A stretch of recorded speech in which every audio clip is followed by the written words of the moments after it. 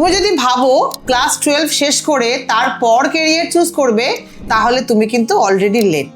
হ্যাঁ, এটা একটু কঠিন শুনতে লাগে, কিন্তু বাস্তব এটাই। প্রতি বছর আমি এমন অসংখ্য স্টুডেন্টের সাথে কথা বলি যারা ক্লাস 12-এ এসে কমপ্লিটলি কনফিউজ হয়ে যায়, কি করব বুঝতে পারে না, এন্ট্রান্স এক্সাম নিয়ে চাপ বেড়ে যায়, আর শেষ মুহূর্তে এমন ডিসিশন নেয় যেটা পরে রিগ্রেট করে। আসলে প্রবলেমটা শুরু হয় অনেক আগে থেকেই, ক্লাস 11-এ সঠিক প্ল্যানিং না থাকার কারণে। ক্লাস 10 পর্যন্ত আমরা পড়াশোনা অনেকটাই গাইডেড ওয়েতে করে থাকি। স্কুল, টিউশন, পেরেন্টস সবাই ডাইরেকশন দেয়।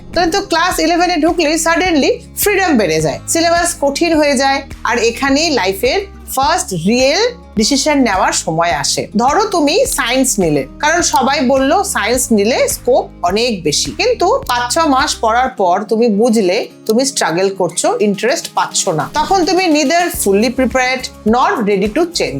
এখান থেকে শুরু হয় কনফিউশন, প্রেশার, সেলফ ডাউট। তাই আমি সব সময় বলি ক্যারিয়ার প্ল্যানিং ক্লাস 8 থেকে শুরু করতে হয়, অন্তত ক্লাস 11, না হলে পরে সময় খুব কম পড়ে যায়। এবার আসি সায়েন্সের স্ট্রিমের কথায়। অনেকেই ভাবে সায়েন্স মানে ডাক্তার বা ইঞ্জিনিয়ার, কিন্তু রিয়েলিটি অনেক বড়। যদি তুমি ইঞ্জিনিয়ার পড়তে চাও তাহলে জেইই মেন্স এবং জেইই অ্যাডভান্স তোমার টার্গেট হবে। এখন শুধু হার্ড ওয়ার্ক না, স্মার্ট ওয়ার্কও দরকার। Concept clarity, problem solving skill এবং রেগুলার প্র্যাকটিস। এই প্রিপারেশন আইডিয়ালি ক্লাস 12-এর প্রথম দিন থেকে হওয়া উচিত, কারণ সিলেবাস হিউজ এবং কম্পিটিশন খুব হাই। অনেক স্টুডেন্ট একটা বড় ভুল করে, ক্লাস 11-কে সিরিয়াসলি নেয় না, ভাবে ক্লাস 12-এ গিয়ে শুরু করব, কিন্তু তখন syllabus plus board plus entrance সব একসাথে চলে আসে, প্রেশার আনবিয়ারেবল হয়ে যায়। যদি তুমি মেডিকেল ফিল্ডে যেতে চাও তাহলে নিট দিতেই হবে। এখানে একটা ইম্পর্টেন্ট কথা, নিট শুধু বেশি পড়ার এক্সাম না,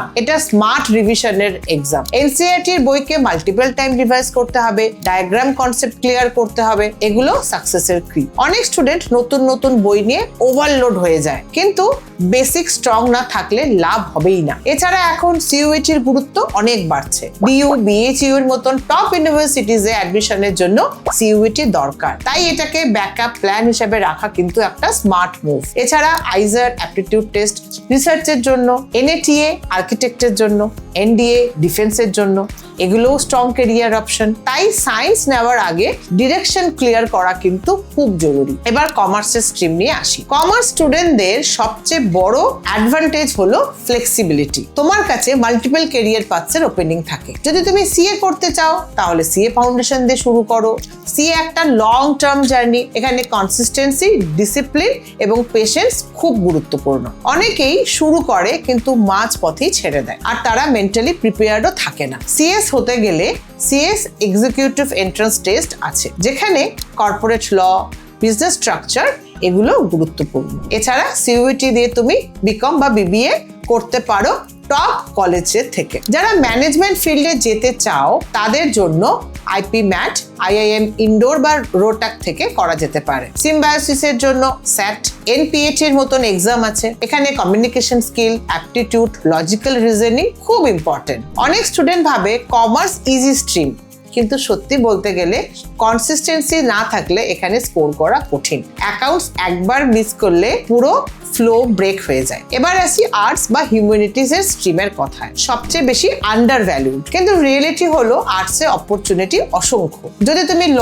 করতে চাও তাহলে ক্ল্যাট দিতে হবে। এখানে শুধু পড়াশোনা না, reading habit, current affairs awareness খুব গুরুত্বপূর্ণ। যারা ডেইলি নিউজ পেপার পড়ে না তাদের জন্য ক্ল্যাট ক্র্যাক করা খুব কঠিন। সাইকোলজি, সোসিওলজি, ইংলিশ এই সাবজেক্ট নিয়ে যারা পড়তে চাও তাদের জন্য সিইউইটি কিন্তু খুব ইম্পর্টেন্ট, কারণ এর মাধ্যমে তুমি ইন্ডিয়ার টপ কলেজে অ্যাডমিশন পেতে পারো। ডিজাইন ফিল্ডে যদি তোমার ইন্টারেস্ট থাকে তাহলে এনআইএফটি, এনআইডি, ইউসিট এর মতন এক্সাম আছে। এখানে creativity, observation skill, practical thinking দরকার। আর যারা গভর্নমেন্ট এক্সামের দিকে যেতে চাও, যেমন ইউপিএসসি বা ডাব্লিউবিএসসি, তাদের প্রিপারেশন অনেক আগে থেকে শুরু করা উচিত। ক্লাস 11 থেকে বেসিক ফাউন্ডেশন তৈরি করলে পরে অনেক অ্যাডভান্টেজ পাওয়া যায়। এখানে একটা খুব গুরুত্বপূর্ণ স্ট্র্যাটেজি মনে রাখা দরকার। একসাথে অনেক এক্সামের প্রিপারেশন ব্লাইন্ডলি শুরু করো না, এতে তুমি কনফিউজড হয়ে যাবে এবং কোনোটাতেই ফুললি ফোকাস করতে পারবে না। তার বদলে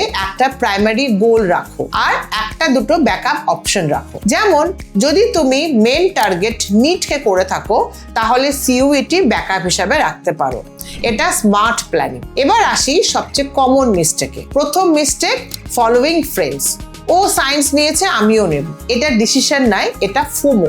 দ্বিতীয় মিস্টেক, লেট প্রিপারেশন। ক্লাস 12-এ এসে রিয়েলাইজ করো এন্ট্রান্স এক্সাম দিতে হবে, তখন প্রেশার 10 গুণ বেড়ে যায়। তৃতীয় মিস্টেক, নিজেকে না বুঝে ডিসিশন নেওয়া। নিজের ইন্টারেস্ট, পার্সোনালিটি, স্ট্রেংথ না জেনে ক্যারিয়ার চুজ করলে ডিসস্যাটিসফ্যাকশন আসবেই। একটা কথা সবসময় মনে রাখবে, মার্কস তোমার ফিউচার ডিফাইন করে না, কিন্তু রং ডিসিশন তোমার ফিউচার সিরিয়াসলি এফেক্ট করতে পারে। সবশেষে একটা গুরুত্বপূর্ণ বিষয়, গাইডেন্স। সবাই কি নিজেরাই ক্লিয়ার হয়ে যায়? না, অনেক সময় এক্সটার্নাল গাইডেন্স খুব দরকার। যদি তুমি কনফিউজ থাকো, বারবার ডিসিশন চেঞ্জ করো, প্রেশার ফিল করো, বা পেরেন্টস আর তোমার চিন্তায় ম্যাচ না থাকে, তাহলে গাইডেন্স নেওয়া অত্যন্ত জরুরি। সাইকোমেট্রিক অ্যাসেসমেন্ট এবং কেরিয়ার গাইডেন্স তোমাকে হেল্প করে তোমার ইন্টারেস্ট, পার্সোনালিটি, অ্যাপটিটিউড বুঝতে এবং একটা ক্লিয়ার ডিরেকশন দেয়।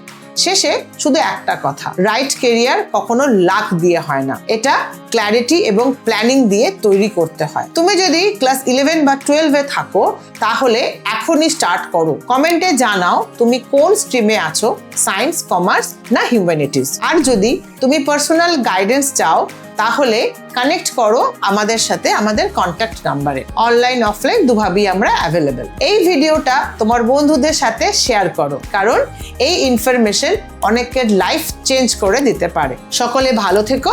Thank you.